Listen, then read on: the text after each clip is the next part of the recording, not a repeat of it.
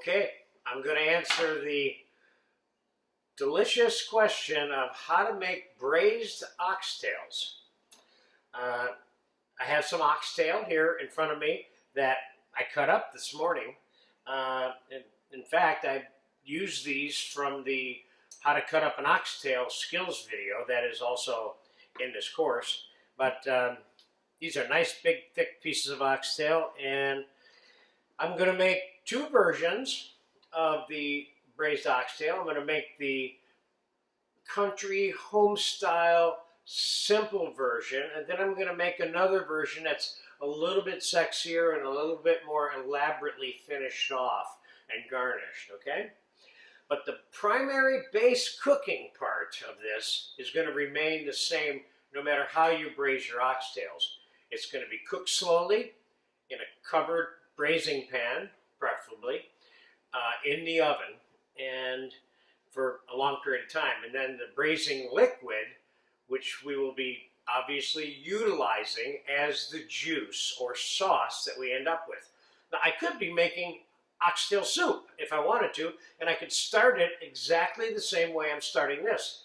And then in the final analysis later, instead of making it a meal, I could make the braising liquid into the broth and put soupy stuff with it. And I could even pick the meat from the bones if I wanted to and have it be in the soup free-flowing, you know. But we're going to get started by seasoning this with salt and pepper. I'm not going to flour these oxtails to enhance the browning process. I could, but you don't have to flour every single thing that you brown that's a piece of meat. I have a very hot pan back here ready for this, and I have some bacon fat today to cook with. Certainly you could use clarified butter, whole butter, olive oil, canola oil, duck fat, goose fat, whatever you want to brown them in. Remember, whatever it is, it's going to be part of the flavor of the finished dish because we're making the sauce at the same time we're braising the oxtails. So I'm opting for some bacon fat because I happen to have some. And I love bacon, the flavor of bacon fat. So I'm going to get this bacon fat in. I got a couple of tablespoons of bacon fat here. I'm going to get that melted in there. And what could I put on this besides salt and pepper? Just about anything that is my preference. I mean, I could put endless amounts of dry herbs I could impact on this and have the dry herb be part of the whole taste of this. I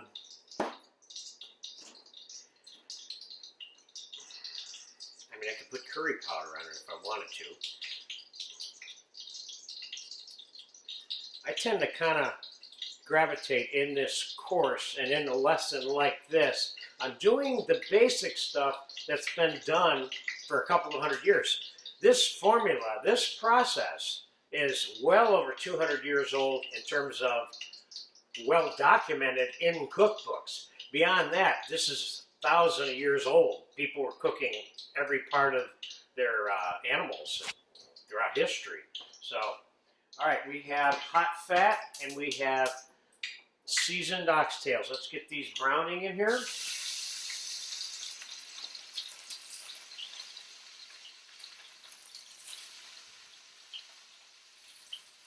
Okay, now I have another pan over here, which is the actual braising pan that we're going to use to cook the oxtails in the oven in. And I'm going to brown the vegetables that we are going to stew with this throughout the braising process. I have celery, carrots, onions, and I have a few mushroom scraps in here. And so we're going to get some more bacon fat in the braising pan. And celery, carrots, onions, mushroom. I have some big pieces, some medium-sized pieces, some little pieces.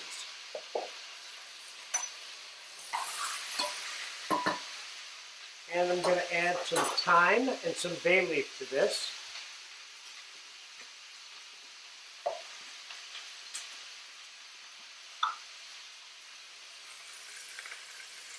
Thyme and bay leaf are Probably put about a tablespoon or 2 teaspoons of the thyme in there. Half a dozen crushed up bay leaves.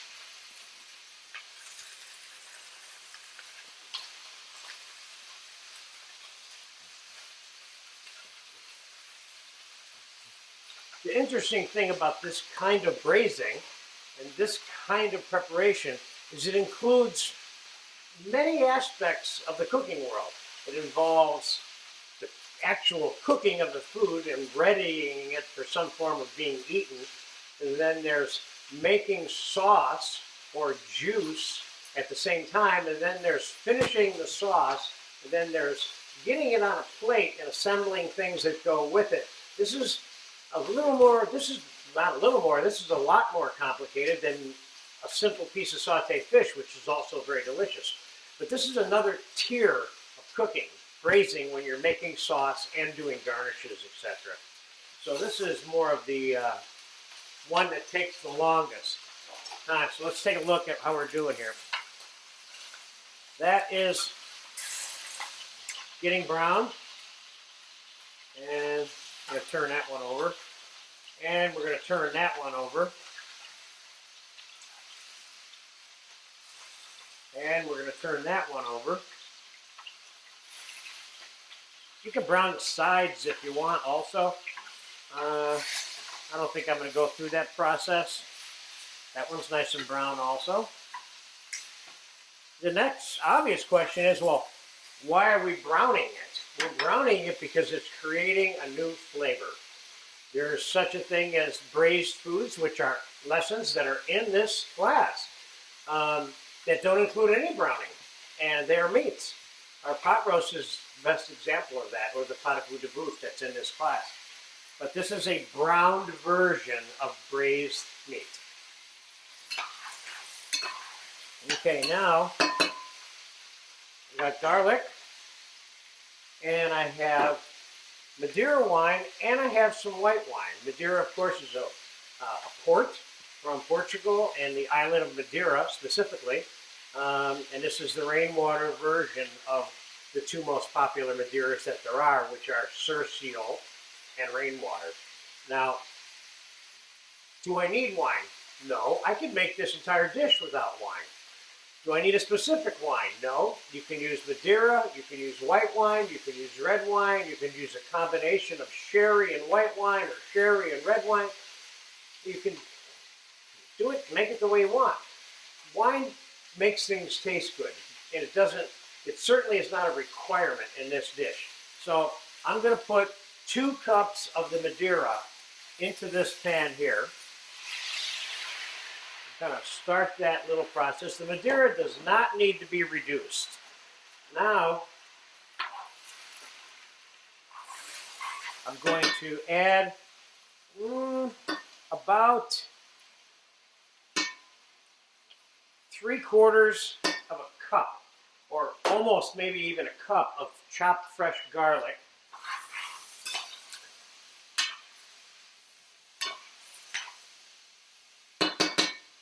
And I'm going to give you a closer look at what that looks like.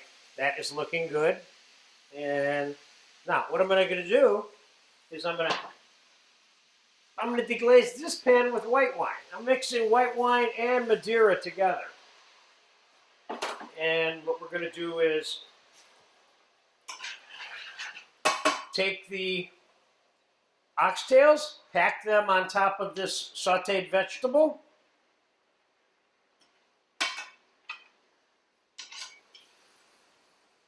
And we're going to begin a reducing process, initial reducing process here before we put it in the oven.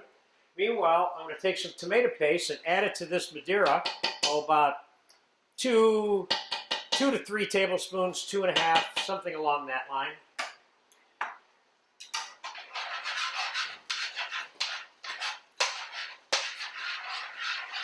Remember, this is going to be a 2 to 3.5 hour cooking process for you when you do it. And today, for me, I would say it'll probably be 2.5 to 3 hours, and 3 hours and 15 minutes braising in the oven. I will check it in the oven, 2 or 3 times to make sure I have enough liquid in there. But other than that, I'm not going to do anything the entire time it's cooking. Okay, now I'm going to take this Madeira and tomato, add it right to the pan.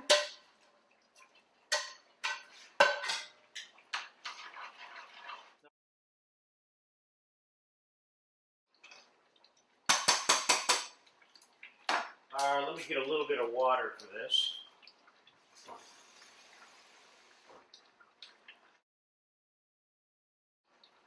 And we don't have to do a lot of reducing here, which is what I'm not doing. We're just getting a good basic deglazing process here initially from the second pan that we used. But you see the amount of liquid that's in there. I'm going to add another cup and a half of water. So there's no stock being added to this. Could I add stock instead of water? I could add chicken stock, brown beef stock. Yes, I could add stock, but you don't need to, especially with this particular piece of meat, because it has so much marrow and gelatin, it just has its own flavor. So we're making our own oxtail stock. That's why I opted for water, and that's what I would recommend for you.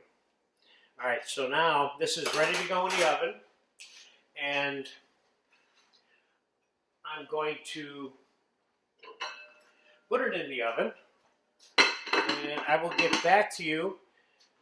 This is a very long time elapsed video, and a tidy, perfect little braising pan is the perfect size for that too.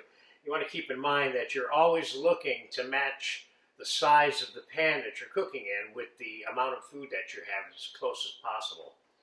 Okay, I will be back to you in about 3 hours, and we'll pull it out, and I'll give you the 2 versions of the finished dish. See you later. Yes, we have oxtail. We have 4 hours of braising time. I've looked at these oxtails. They are completely, perfectly done right now, and it took all 4 hours for them to become tender enough to eat, and you're going to find that out in a minute. We're going to bring that pot over here, and I'm going to show you first the provincial home-style version of how to serve what we've just prepared in that braising pan, those oxtails, and then we're going to strain the sauce, and we're going to time-elapse this video once again, and I'm going to show you a more refined, a slightly sexier version of how to serve the oxtails, different from the home-style version that I'm going to show you now. Okay? So, here comes the braising pot.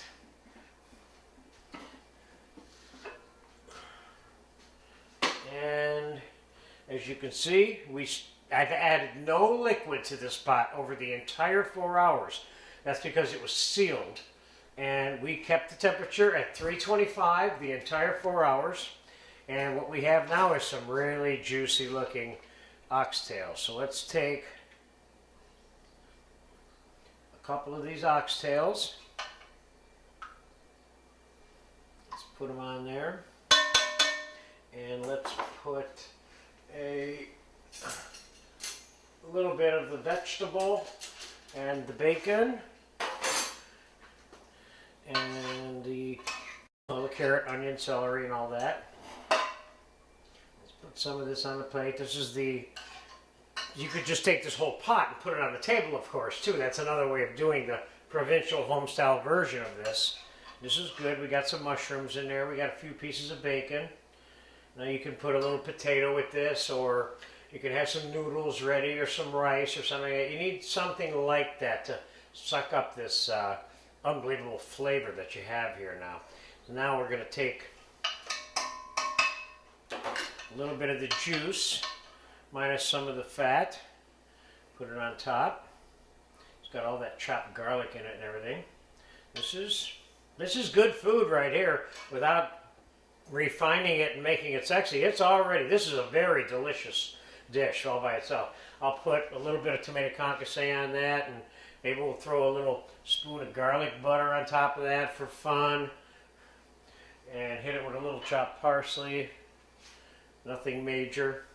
So there you have it. There's a provincial, home-style, country version of your braised oxtails.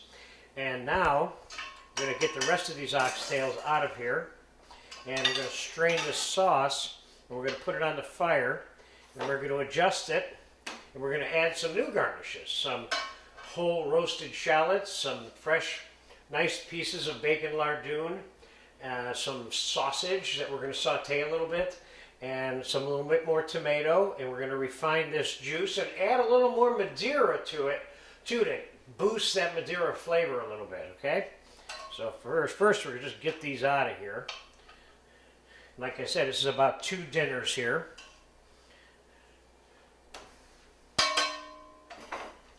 Now, let's strain this sauce. Now, I would give this to my dog in a New York minute, that I can tell you. And she would love me forever.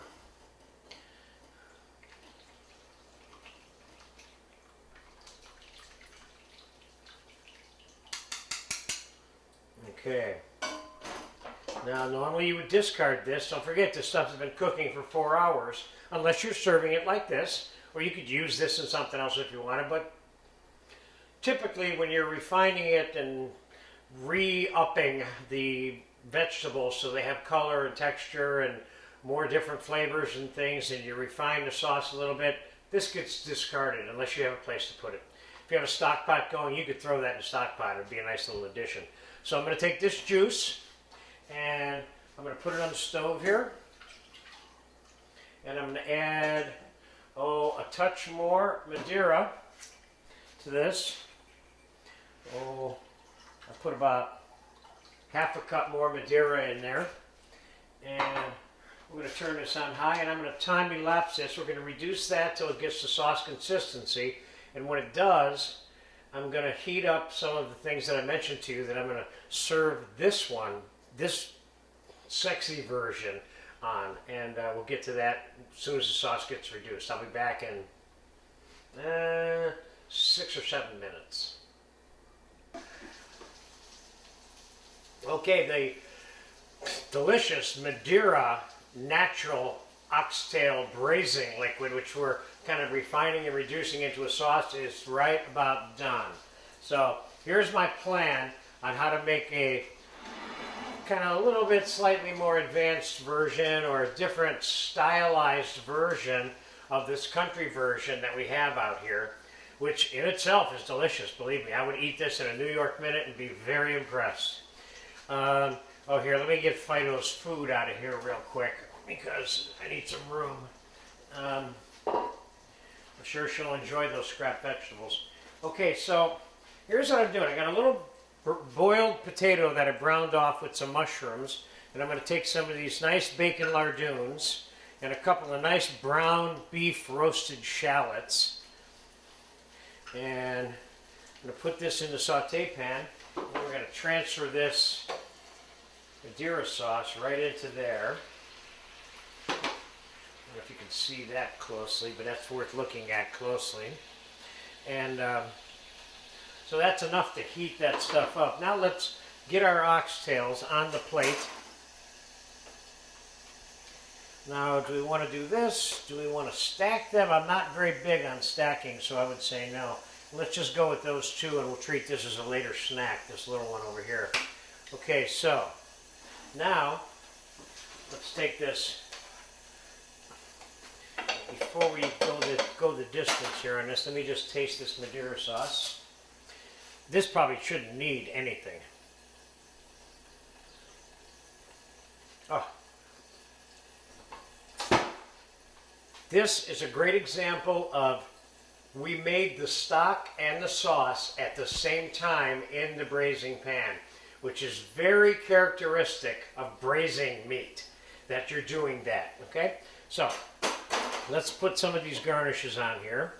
This guy's going to get a little potato. The country style guy didn't get one. Let's put some of this good food around it. Nice roasted shallots, mushrooms, big, well properly rendered pieces of bacon lardoon. Oh yeah, this is nice. This is nice. the sauce over here. I think at this point, we'll probably put the rest of this sauce over here on this one.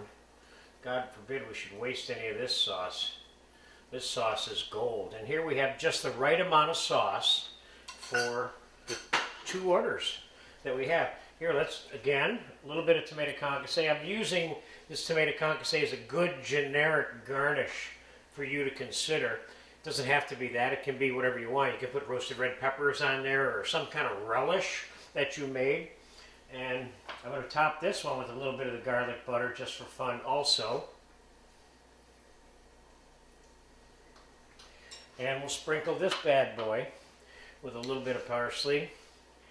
And I think you got it right there. Let's take a closer look at that. Oh my God. That looks really, really good. And this Madeira sauce is very good. And again, I remind you now, like I did earlier on, you can make this with red wine, white wine, a combination of red and white wine. You can add brandy to this. You don't have to add brandy to this. You can add burnt brandy to it. You can swirl butter into it. You can even put a splash of cream in the sauce if you wanted, so you could have enriching it more if you felt you needed to. This dish doesn't need richness added to it, in my opinion. I think the reduction of the natural braising liquid coupled with the Madeira and the kind of gelatinous and marrow flavor that you get out of these particular bones is all you need. So there you have it. I'm going to enjoy at least one of these when we're done with this video. Thank you very much for watching, and I hope you get a chance to eat one of these.